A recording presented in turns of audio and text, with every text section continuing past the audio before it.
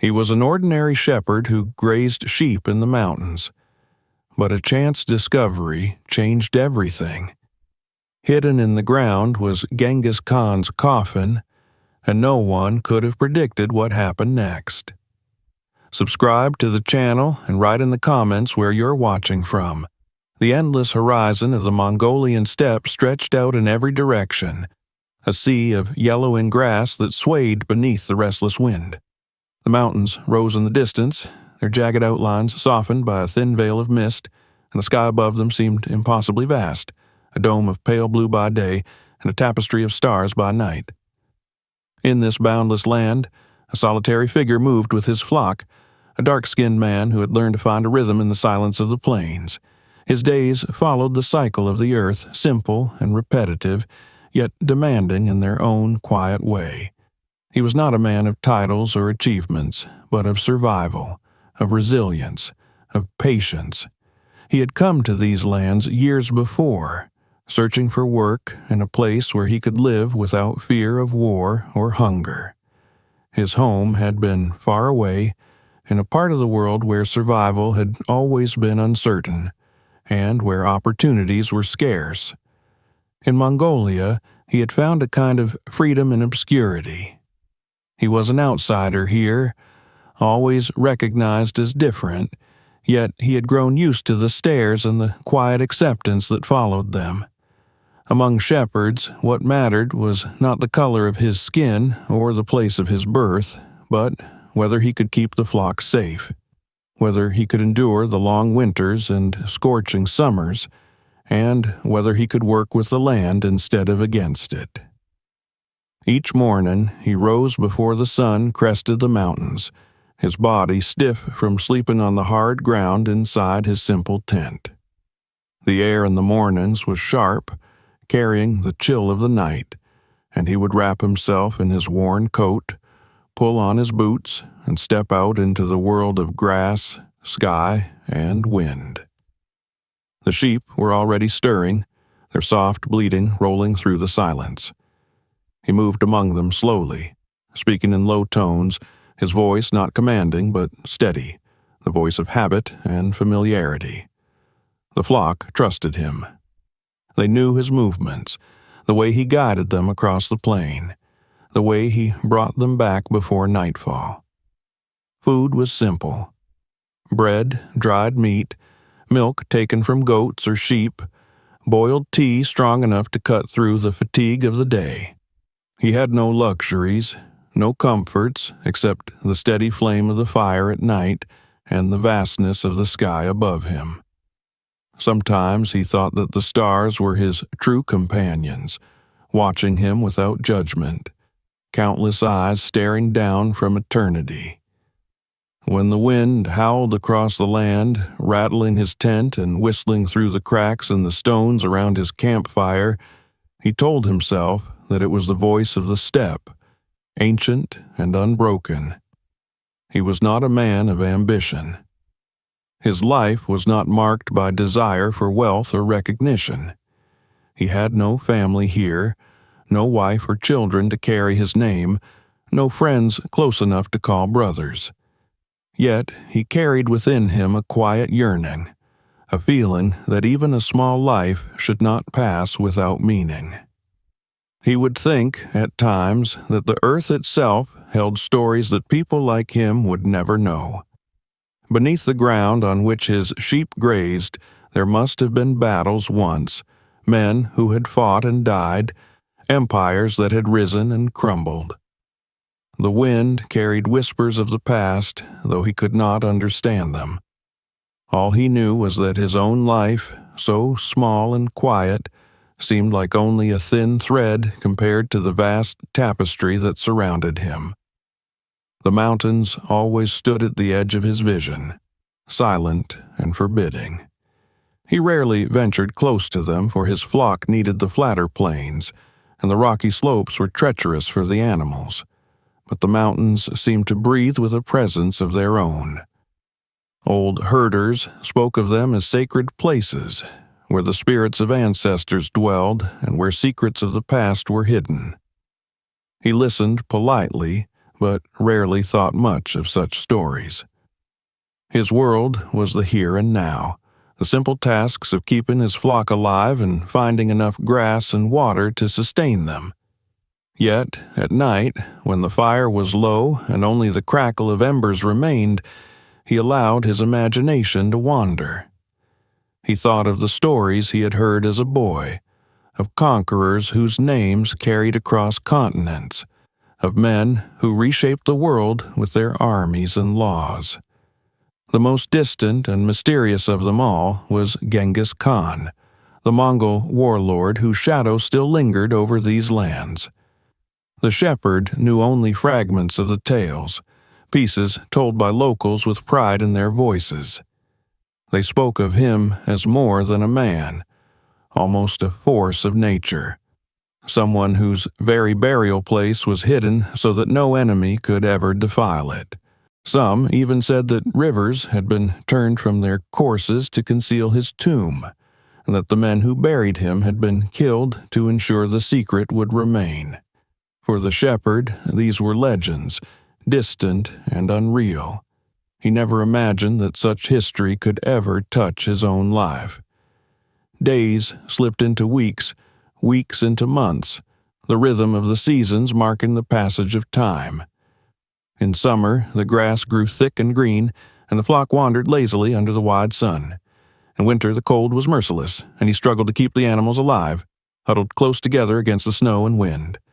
His body grew lean and hardened from the labor, his hands calloused, his face marked by the sun. Though he was often alone, he did not despair. Solitude had become his companion, and he carried it as naturally as others carried friendship or family. Still, in rare moments of reflection, he wondered what trace he would leave in the world. Would his life vanish like smoke from his campfire, leaving no mark on the endless steppe? Or would something by chance bind his name to a story greater than himself? He could not have known, in those quiet evenings when the sheep lay close and the stars burned above him, that fate had already prepared an answer. It began, as all turning points do, not with grand visions or thunder from the heavens, but with a simple accident, a moment so ordinary that it might have been ignored. One day, as he guided his flock along a rocky path at the edge of the mountains, one of the sheep lost its footing. The bleat of panic echoed against the stone as the animal slipped, tumbling into a narrow crack in the earth. He hurried forward, heart pounding not from fear of danger, but from the knowledge that every animal mattered. Every life in the flock was his responsibility. He reached the edge and looked down into the shadowed crevice. The sheep's cries rose up, muffled and desperate.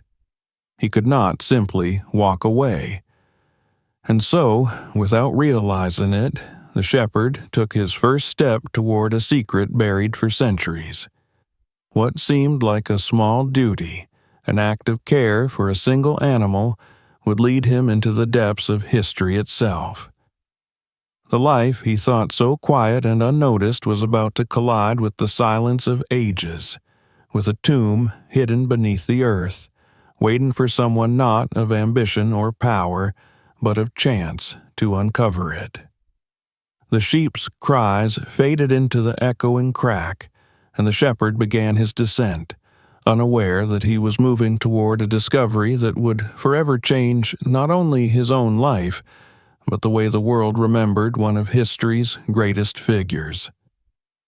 The cry of the sheep still echoed in his ears as he leaned over the jagged lip of the crevice, the sound bouncing off the walls of stone and vanishing into the depths.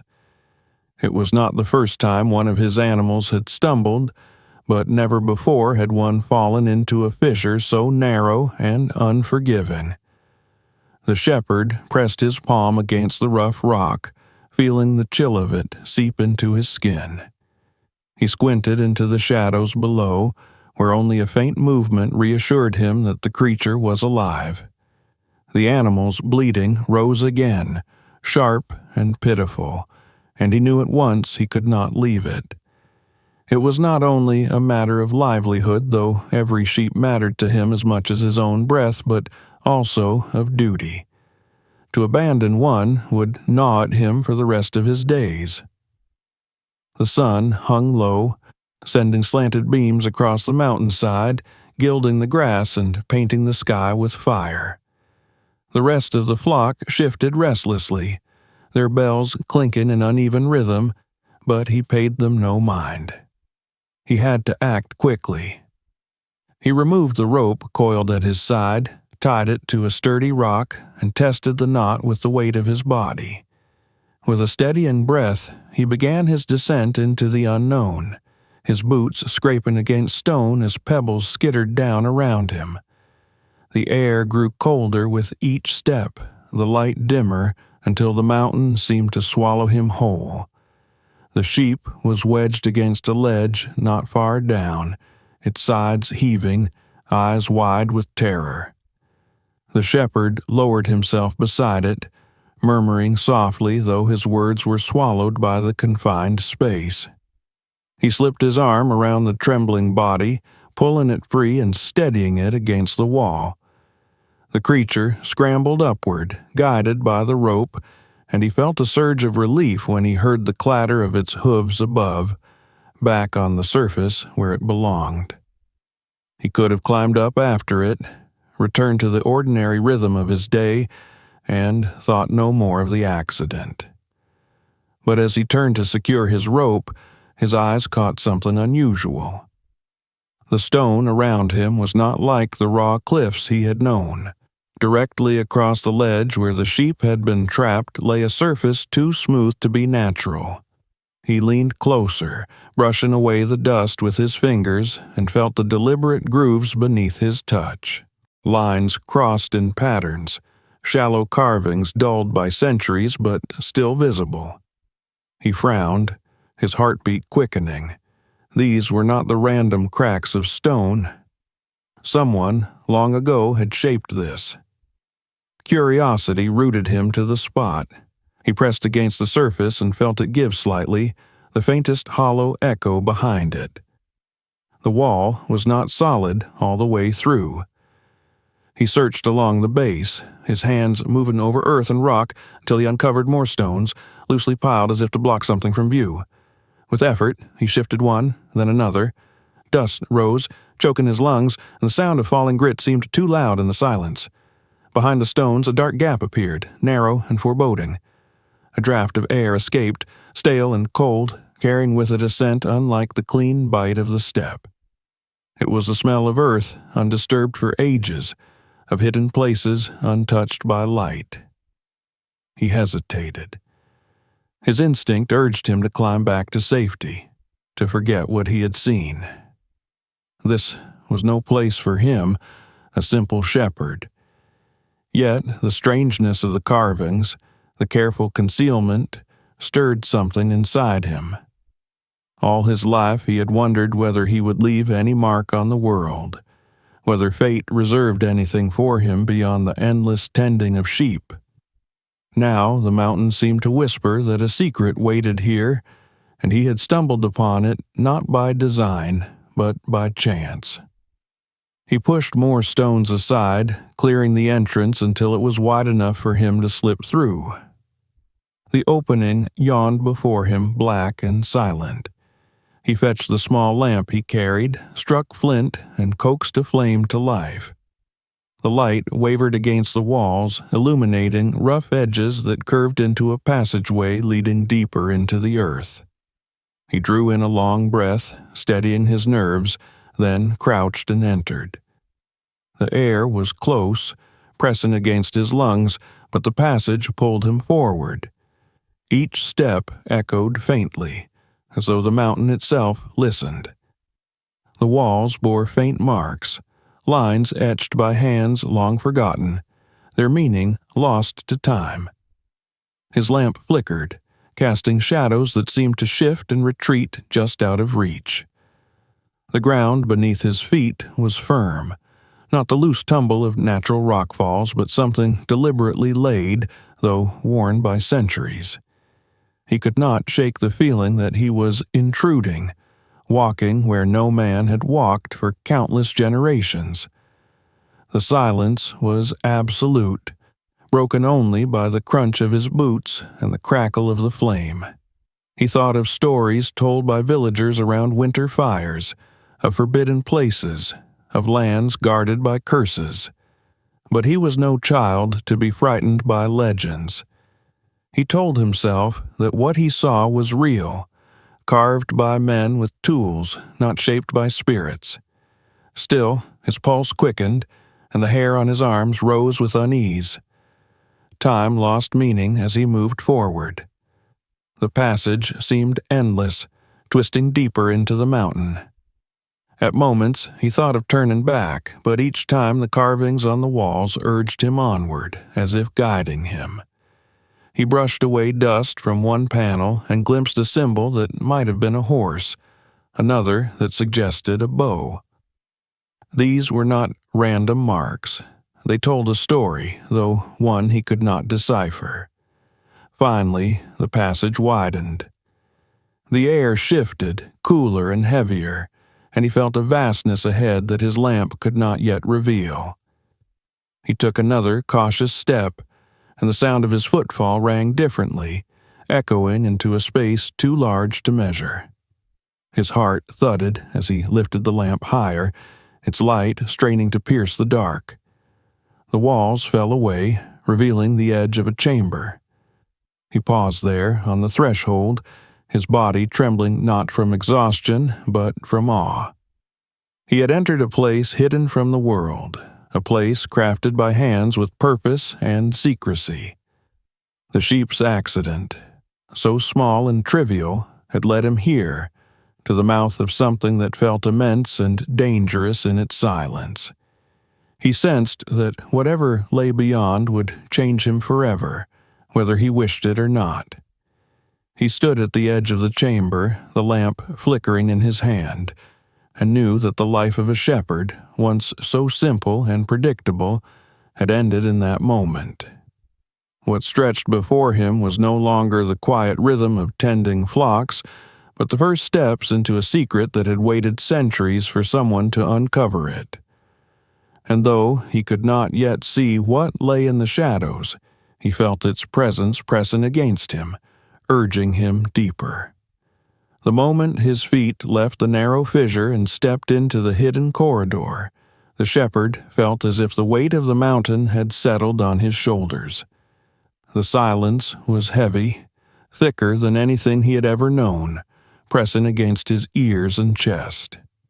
His small lamp threw a trembling circle of light that barely revealed the walls, and the flame quivered with each breath of stale air. Behind him lay the familiar world of grass, wind, and sky, but ahead stretched a tunnel that seemed endless, built by hands that had long since vanished into dust.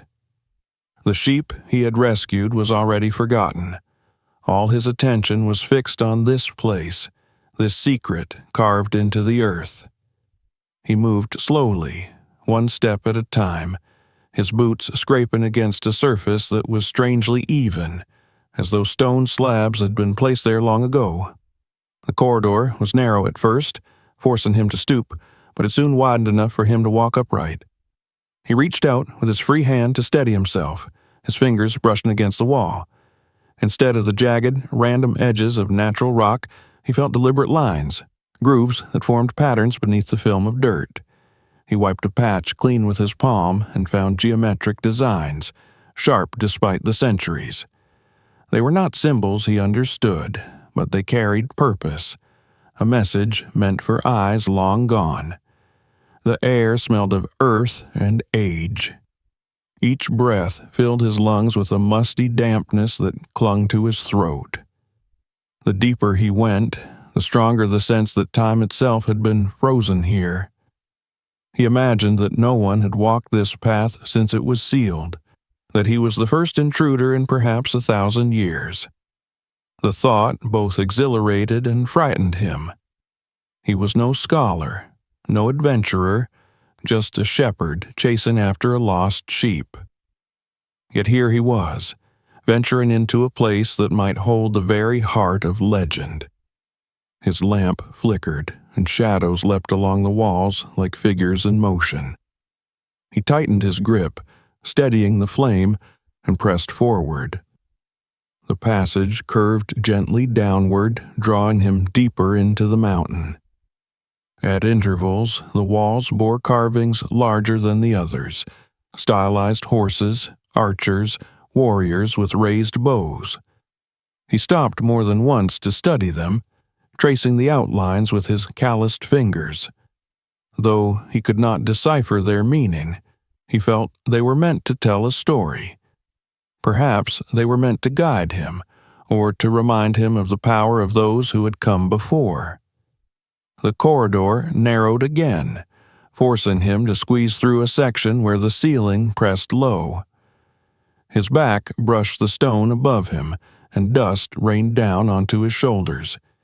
Beyond it, the tunnel opened once more, leading into a space that felt wider, though the edges were still swallowed by darkness. His steps echoed now, louder, more resonant, as though the passage had grown hollow. He paused, holding his lamp higher, but the light only revealed more emptiness ahead. A sense of unease grew in him, coiling around his thoughts. He had no map, no idea where this would lead, and yet he could not bring himself to turn back. Something deeper than curiosity pulled him onward, something close to compulsion. It was as if the mountain itself beckoned him, as if the silence urged him to discover what lay beyond. He swallowed hard, tightened his coat around him, and continued. At times, the corridor sloped sharply, and he had to brace himself against the walls to keep from sliding. Loose stones shifted underfoot, their sound magnified in the emptiness. He thought of the surface above, of the sheep grazing once more in the pale light of evening, of the flock that relied on him. A part of him whispered that he should return before he was lost, but another part, louder, insisted that this was why fate had brought him here. The sheep's fall had been no accident. The carvings became more intricate the deeper he went. Whole panels stretched across the stone, depicting rows of mounted archers, banners fluttering in lines, figures arranged with order and precision. He knew little of history, but even he recognized the sense of power in the scenes.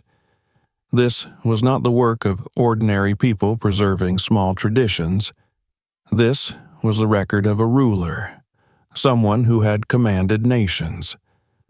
The shepherd's chest tightened as he recalled the name that Mongolians spoke with reverence, Genghis Khan, the man whose empire had stretched further than any other. Could these walls be whispering of him? His lamp began to sputter, its oil nearly spent. Panic stirred in him at the thought of being trapped in darkness so complete that even his own hands would vanish from sight.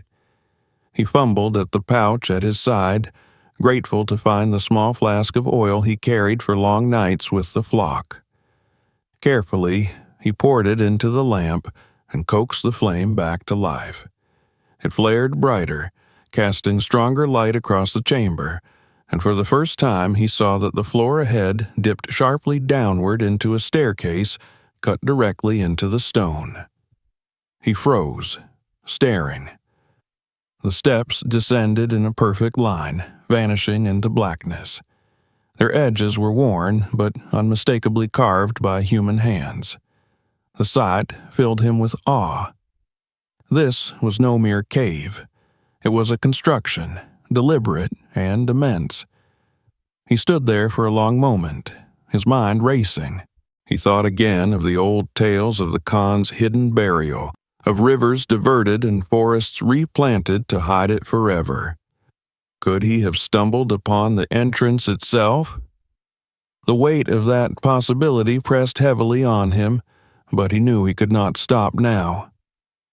Holding the lamp before him, he began the slow descent, each footfall hollow against the stone. The sound traveled far into the depths, as though awakening echoes that had slept for centuries. He descended carefully, one step at a time, until the staircase ended on a flat landing. Before him stretched another corridor, wider than the first, and the air that drifted from it was colder, thicker. His breath misted faintly in the light.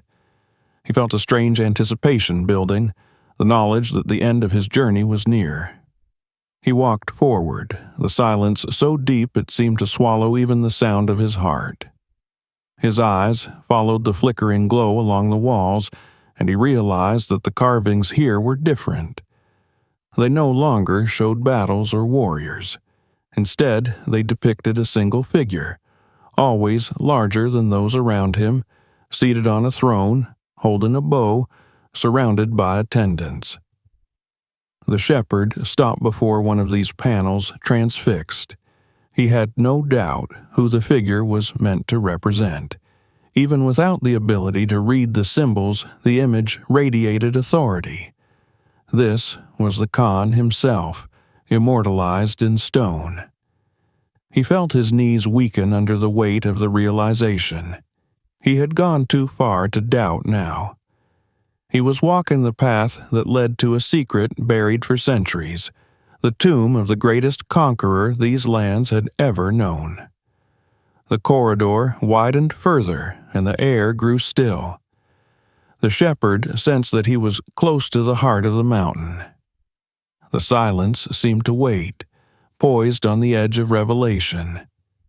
He clutched his lamp tightly, its flame throwing long, uneasy shadows, and took another step forward, knowing that beyond the darkness lay something that would alter his life forever. The corridor seemed to hold its breath as he advanced, the stillness so absolute that each step he took felt like a violation. His lamp flickered, throwing wild shadows against the walls, but even their restless movement could not disguise the sense that he had come to the edge of something vast. The air was heavier here, denser, as though the centuries themselves pressed down upon him. His heart beat with a rapid force that he could not control, yet he forced himself onward, unable to turn back when the culmination of his discovery was so near. The passage widened suddenly, opening into a chamber so large that his trembling light could not encompass it. He stood at the threshold, awed and almost afraid to move, his small flame illuminating only fragments of the whole. The floor stretched away into darkness, but before him, rising from the stone like a mountain within the mountain, was a massive sarcophagus. It dominated the chamber, carved from a single block of stone, its surface covered with intricate designs and symbols whose meaning was lost to him but whose intent was unmistakable. This was no common grave. This was a place of reverence and secrecy, built to contain a man whose name had once thundered across continents. Around the sarcophagus lay objects scattered as though arranged in ceremony. Helmets adorned with faded ornaments, swords with gilded hilts dulled by time, fragments of armor inlaid with silver patterns, vessels made of bronze and clay, their surfaces cracked but intact. Coins glimmered faintly in the lamplight, piled in uneven clusters, their inscriptions too worn to read yet still bearing the weight of an empire's wealth.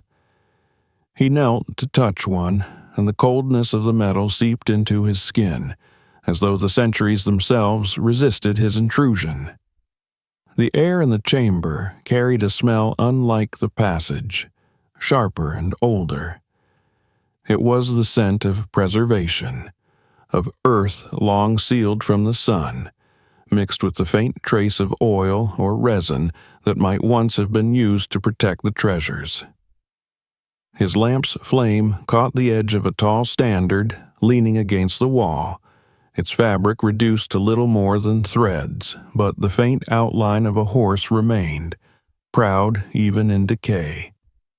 Everywhere his eyes fell, there was something remarkable, something that told him he was standing in a place built not for memory alone, but for eternity. He approached the sarcophagus with hesitant steps, his heart hammering against his ribs. The sheer size of it was overwhelming, its lid carved with symbols of power, arrows, horses, and a central figure who seemed to command even the stone itself. The shepherd placed his palm against the cold surface, and the chill rushed through him, anchoring him in the reality of what he had found. This was not a dream. It was real, and he had stumbled upon it not through training or ambition, but through chance, guided only by duty to a single lost sheep. For a long time he could not bring himself to move further. He stood there, lamp in one hand, the other pressed to the carved stone, listening to the silence of the chamber. He thought of the stories he had heard as a boy, of Genghis Khan, the ruler whose armies had swept across nations like a storm, whose empire had reached farther than any before or after. He had heard the tales of how his body had been hidden, his grave erased from the earth so that no enemy could desecrate it. And here, beneath this mountain, with no witnesses but the shadows, the shepherd felt certain that he had found it. When, at last, he gathered the courage, he set the lamp on the floor and placed both hands against the edge of the lid. His muscles strained as he pushed, the stone groaning faintly in protest. Dust billowed up, stinging his eyes, and for a moment he thought he had failed. Then, with a shudder that echoed through the chamber, the lid shifted, moving just enough to reveal a dark opening beneath. He paused, his breath caught in his throat, and then leaned over to peer inside. The light of his lamp spilled into the sarcophagus, illuminating what lay within. There, shrouded in the remnants of cloth that had once been rich, but was now brittle and faded, rested the body of a man. His face, though drawn by death and time, still bore the sharp features of command. Across his chest lay a sword, its blade dulled but intact, its hilt decorated with precious stones that caught the faint glow. Armor covered his torso, the plates worked with patterns that shimmered beneath the dust, and a helmet rested beside him, its crest long faded but its shape unmistakably regal. The shepherd's knees weakened, and he sank to the ground, overwhelmed by what he beheld. There was no doubt in his mind. This was no ordinary warrior, no forgotten noble. This was the grave of the man whose name had once terrified empires, whose presence had altered the course of history. This was the tomb of Genghis Khan. For a long while he could do nothing but stare, his thoughts spiraling between awe and disbelief. He felt as though the centuries had folded in on themselves, bringing him face to face with the past. He imagined the armies that had once followed this man, the cities that had fallen before his command, the laws that had bound an empire together. And now, here he lay, silent, hidden in darkness, his legacy reduced to whispers and fear, his resting place guarded by earth and secrecy. The shepherd's lamp cast long shadows across the chamber, making the treasures seem to shift and glimmer. He realized that he was the first to see this since the day the tomb had been sealed. Countless generations had passed above, oblivious to what lay beneath their feet, and yet he, a man with no claim to history, had uncovered it. The thought made him tremble with both pride and dread. He knew the stories of how those who sought the Khan's grave were cursed, though he had never believed in such things. Still, in this moment, surrounded by the weight of the past, he could not help but wonder if some boundaries were never meant to be crossed. He reached into the sarcophagus and lifted a fragment of the cloth which crumbled at his touch. The fragility of it struck him more deeply than the glittering treasures. Even the greatest conqueror could not escape the decay of time. Yet the fact that this man still commanded reverence centuries after his death spoke of a different kind of immortality. The shepherd placed the fragment back gently, bowing his head without realizing it, as if paying respect to someone who still held power in death. His lamp sputtered again, reminding him of the world outside, of the sheep still grazing on the slopes, of the life that awaited him above. But he knew nothing would ever be the same. He had uncovered a secret that historians, adventurers, and rulers had sought in vain. His name might never be recorded alongside theirs, but he would carry the truth within him. He had seen with his own eyes the tomb of Genghis Khan. When, at last, he tore himself away from the sarcophagus, he looked once more around the chamber. The gold, the weapons, the ornaments, all of it seemed less important now than the silence, the unbroken centuries of rest that had been shattered by his presence. He felt an urge to leave everything untouched, to let the tomb remain as it had been, hidden and undisturbed. Yet he knew that the world above would never forgive him if he kept this secret. To find such a place and say nothing would be impossible. With slow steps, he retraced his path to the corridor, the lamp lighting his way. He carried with him not treasures, but a memory that would burn in him forever. As he ascended the steps back toward the surface, he felt the weight of history pressing at his back, urging him onward, demanding that he share what he had found. And when the cool air of the mountain struck his face again, carrying with it the familiar sounds of his flock, he knew he could never return to the quiet life he had known. The tomb of Genghis Khan was no longer a legend sealed in darkness. It was real, and he had found it. The world would have to hear of it, and in doing so, his own life would be drawn into a story far greater than he had ever imagined. When the shepherd emerged from the fissure and stood once more in the open air, the weight of what he had seen clung to him like a second skin. The mountains loomed in their eternal silence, unchanged, but he no longer viewed them with the indifference of a man who had lived among them for years. Now they seemed to guard secrets that stretched beyond human comprehension. His flock milled about, grazing as though nothing extraordinary had happened, their bells chiming faintly in the crisp wind. Yet the shepherd's heart raced, his thoughts tangled in a storm of awe and dread. He had seen the unseeable, touched the forbidden past, and the knowledge burned within him until it demanded to be spoken aloud. For several days he kept the discovery to himself, torn between silence and revelation. At night, he sat beside his fire, staring into the flames, reliving the moment he had shifted the heavy lid of the sarcophagus and gazed upon the form of the great Khan. The treasures, the weapons, the fated standards, all of it replayed in his mind with agonizing clarity. He considered the consequences of sharing what he had found. The villagers spoke often of curses tied to the Khan's tomb, of misfortune falling upon those who disturbed it. But the shepherd was a man of the earth, bound more by the tangible than by superstition. Still, the memory of the silent chamber, the immensity of its stillness, lingered in him like an unspoken warning. At last, unable to bear the weight of solitude any longer, he confided in a neighboring herder. The man laughed at first, thinking it a wild story spun from loneliness. But when the shepherd described the carvings on the walls and the treasures in such detail that no imagination could conjure them, his neighbor's laughter faltered. Word spread quickly after that, carried by whispers and quiet astonishment, until it reached the ears of local officials. Within a week, strangers arrived, men in government uniforms, their vehicles raising dust along the narrow mountain tracks.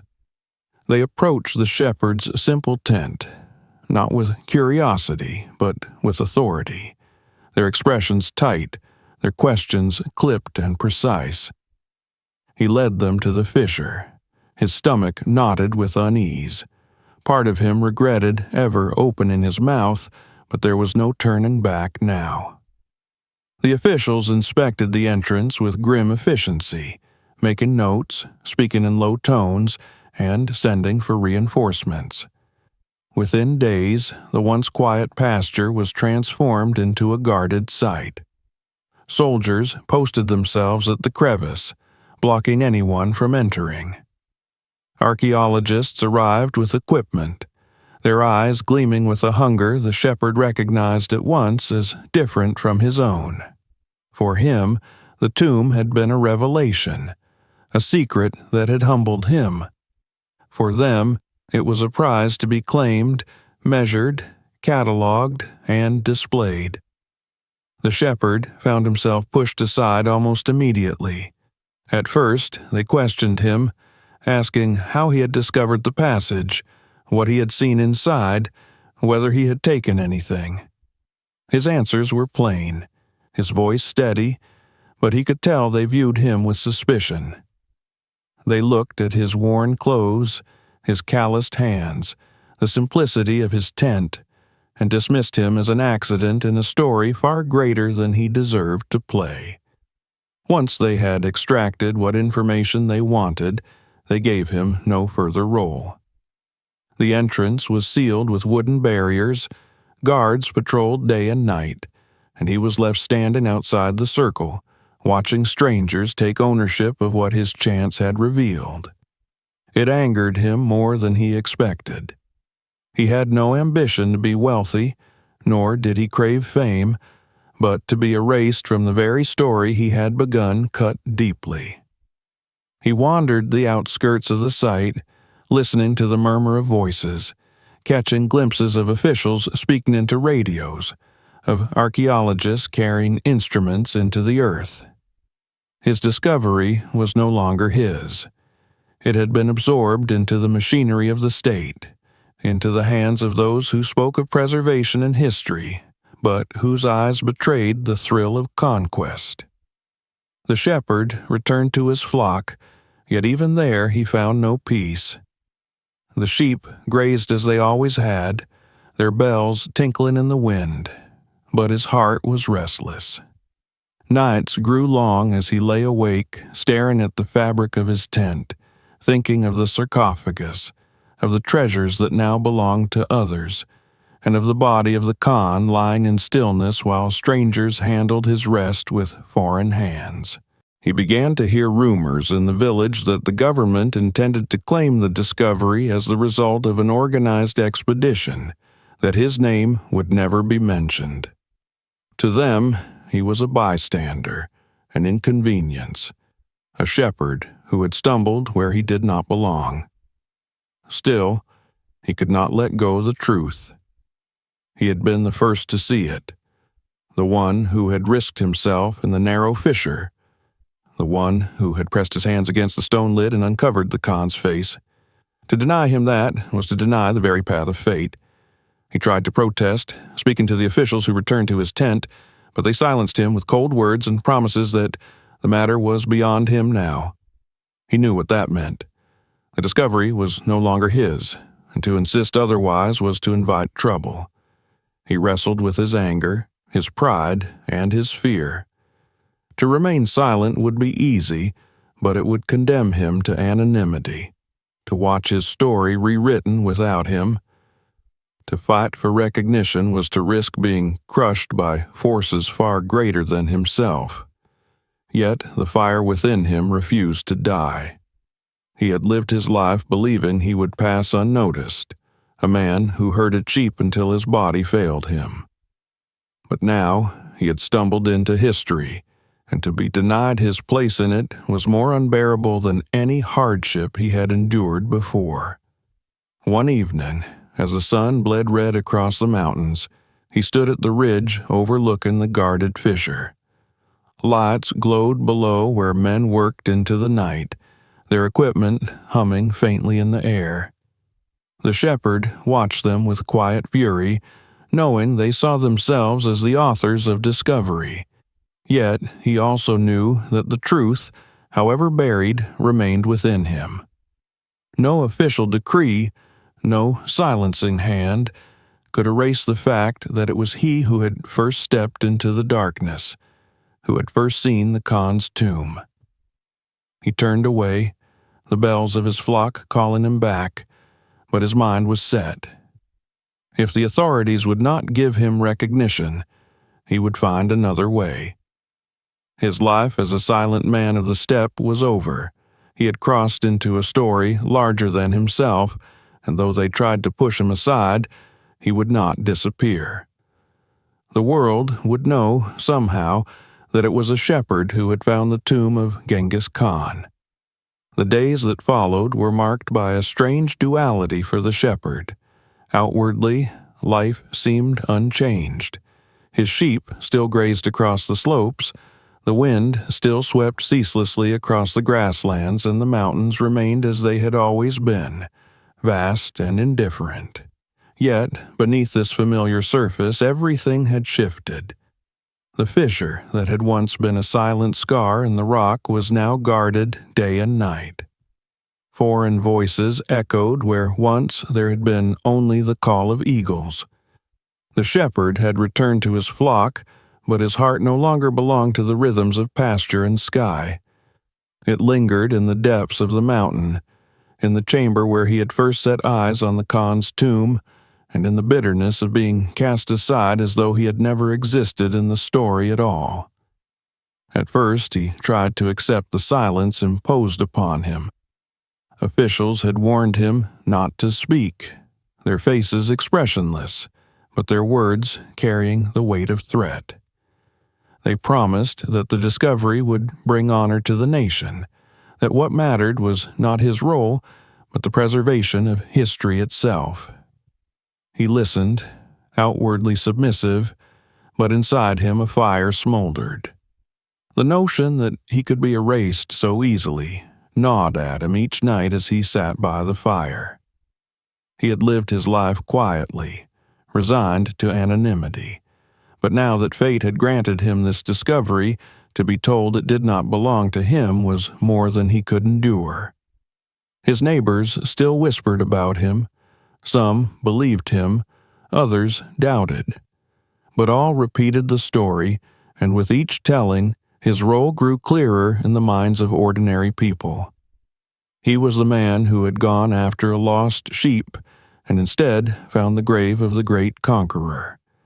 Yet, as the story spread beyond the valleys, it began to change.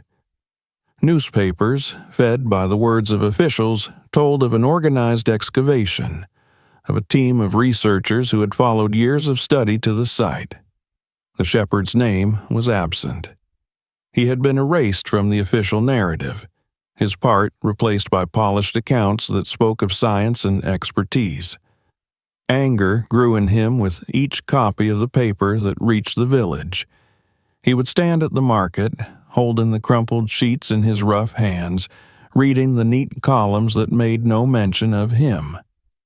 The villagers looked at him with pity, some with suspicion, wondering whether his tale had been exaggerated. His heart hardened. If he allowed this to continue, the truth would vanish forever. So he began to act. At first, timidly, speaking in low tones to those he trusted, he repeated the story as it had happened. He described the carvings, the passage, the chamber, the treasures. He spoke of the sarcophagus and the body within, of the dust that had risen when he pushed the lid. He gave details so vivid that even skeptics were forced to pause. Word of his stubbornness reached beyond the village, carried by rumor and curiosity. A local journalist, skeptical but intrigued, came to see him. She asked questions, listened carefully, and though she doubted at first, the fire in his eyes and the precision of his description stirred something in her. Within weeks, an article appeared not in the official state paper, but in a smaller, independent publication. It told of a shepherd who claimed to have been the true discoverer of the tomb. The reaction was immediate. Some mocked the article, calling it nonsense, a fantasy born of envy, but others believed. Letters poured into the paper, demanding that the truth be known. The shepherd's name began to circulate, quietly but persistently, in circles that the authorities had not expected.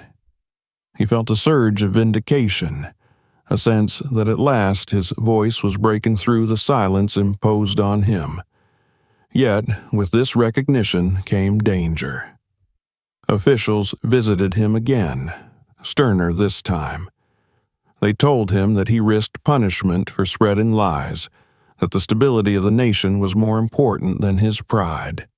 They urged him to step back, to remain quiet, to let history be written as they decreed. But the shepherd had endured too much to submit now. Years of solitude on the steppe had hardened him, given him patience and endurance.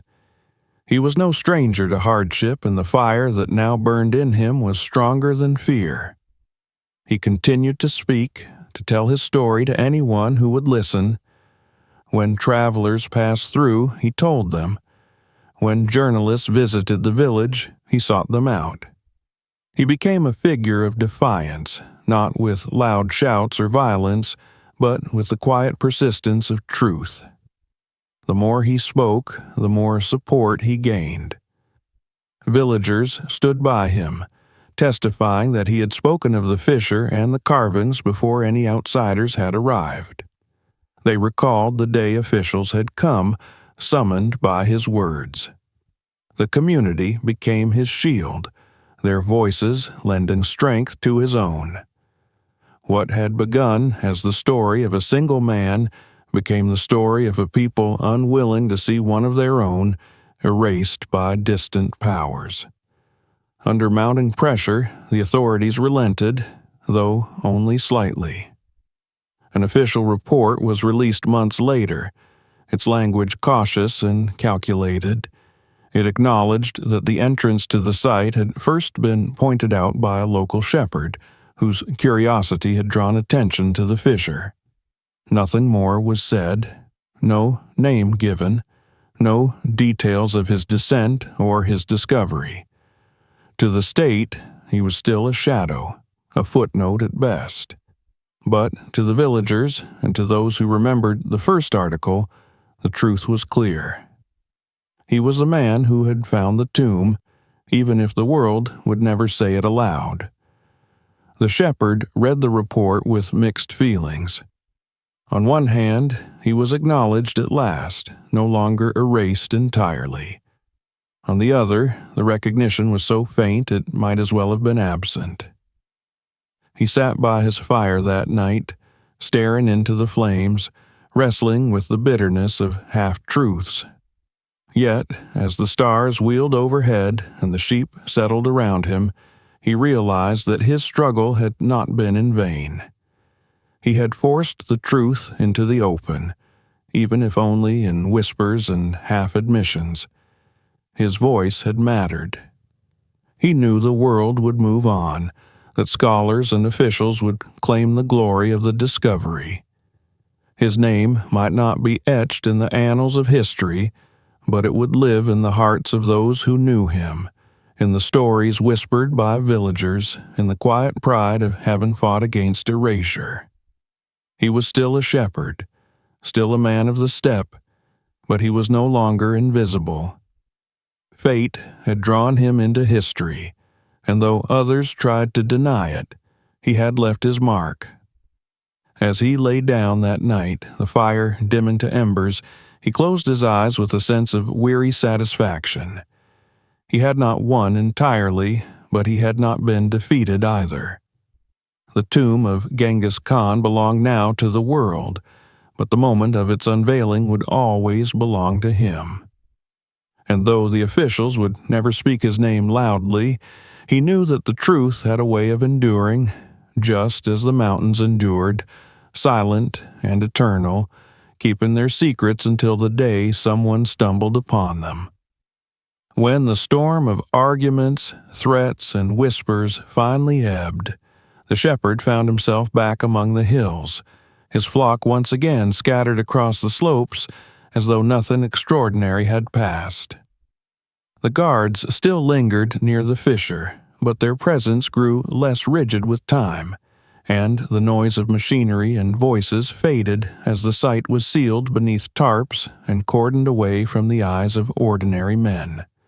Scholars came and went, officials made their pronouncements, and newspapers printed their polished accounts. Yet the shepherd, who had lived through the heart of it, discovered that he was no longer consumed by anger in the way he once had been. The fire that had driven him to fight for recognition had cooled into something steadier, a quiet pride that no one could take from him. The flock returned easily to his care, and with them came the familiar cadence of his old life. He rose before dawn to the sound of bells, guided the sheep across the pastures, drank his bitter tea by the fire at dusk, and slept beneath the stars whose vast indifference humbled him as always. Outwardly, it seemed as though he had slipped seamlessly back into obscurity, the anonymous rhythm of a shepherd's days. Yet he knew, in the marrow of his bones, that he was not the same man who had once watched the sky and wondered if his life would leave no trace at all. Every time his eyes strayed toward the mountains, he remembered the passage hidden within, the walls carved with images of horses and warriors, the vast chamber where treasures lay in patient silence, and the sarcophagus that held the remains of the man whose very name had shaped the course of history. The memory returned not as torment, but as a kind of companion. He no longer raged that his name had been omitted, for he understood that history was rarely fair. It was written by institutions, by men in power who decided whose voices mattered, but beneath their words a quieter truth endured. He had been the one to see it first, to step into the darkness and bring the past into the light. His neighbors still spoke of him. In the village markets, whispers circled of how the shepherd had found the tomb before the officials arrived. Children sometimes followed him with wide eyes, asking questions their parents hushed. He answered little, only smiled faintly and returned to his sheep, but inside he felt the warmth of something greater than recognition. His story had not been erased, not completely. It lived in the voices of ordinary people, in the murmurs that slipped between the cracks of official silence. Seasons turned as they always had. The grasses grew tall and golden before winter stripped them bare. The snows came, heavy and relentless, and the shepherd huddled in his tent, remembering the chill of the underground air, how it had smelled of stone and time. Spring returned, the rivers swelling with meltwater, and he led his flock once more into the high pastures. The world had not paused for him, nor for the discovery that others now claimed. Yet every season carried with it a subtle reminder that he had touched something eternal. At times, alone beneath the sky, he reflected on the strange path fate had carved for him. He had never sought greatness. He had been content to live quietly, to endure hardship without complaint, to let the earth sustain him as it always had. Yet, destiny had reached into his simple life with the fall of a single sheep, opening a door no scholar had found, no ruler had pried loose. He wondered whether that was the true nature of history, not always shaped by those who sought it, but sometimes revealed by accident, entrusted to the unlikeliest of hands. He no longer dreamed of wealth or of seeing his name in the grand accounts of archaeologists and officials.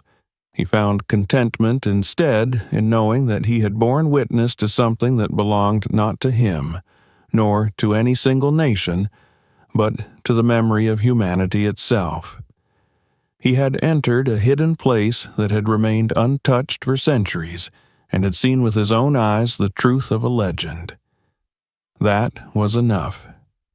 Sometimes, when the evening light turned the steppe to gold and the bells of his flock drifted through the stillness, he would sit on the ridge and gaze at the mountains. He felt no bitterness then, only a deep connection to the land and its secrets. The tomb belonged to the earth, just as he did. He had played his part, small yet indispensable, in revealing it. Perhaps that was all that life demanded, not that every man be immortalized in stone or ink, but that he leave behind a moment, however quiet, where the thread of his existence touched the greater weave of time. As he grew older, his strength began to wane. His back ached after long days, and the chill of winter seeped deeper into his bones.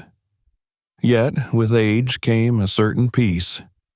He no longer feared that his life would vanish without trace, for he knew it had already found its place in the fabric of history.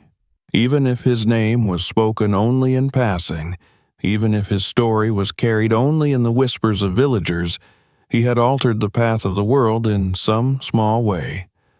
That knowledge sustained him, more nourishing than food, more enduring than fire. On a clear night, when the stars blazed like scattered embers across the dome of the sky, the shepherd lay on his back, listening to the silence of the steppe. He thought of the Khan, resting in his tomb beneath the mountain, his body guarded by treasures and shadows. He thought of the countless men who had searched for that grave and failed, and of how it had been revealed instead to a man with no rank, no learning, no ambition. He smiled faintly at the irony of it, at the reminder that the earth often entrusted its greatest secrets not to the powerful, but to the humble. He closed his eyes, the wind whispering through the grass around him, and let sleep take him. The mountains stood watch as they always had, their secrets held tight, their silence unbroken. But deep within, the tomb of Genghis Khan remained, and somewhere in the world's memory the story of the shepherd who found it endured. It was not glory that he carried, nor riches, nor fame. It was something quieter, something deeper, the knowledge that his life, though simple, had touched greatness, and that in the endless sweep of history even a shepherd could change its course. Don't let this story end here. Make sure you subscribe now so you don't miss the next shocking discoveries we reveal. Watch our other videos for even more mysteries and hidden truths that history tried to bury. And if this episode left you speechless, share it with your friends. Let them see what's been uncovered. The next secret might change everything.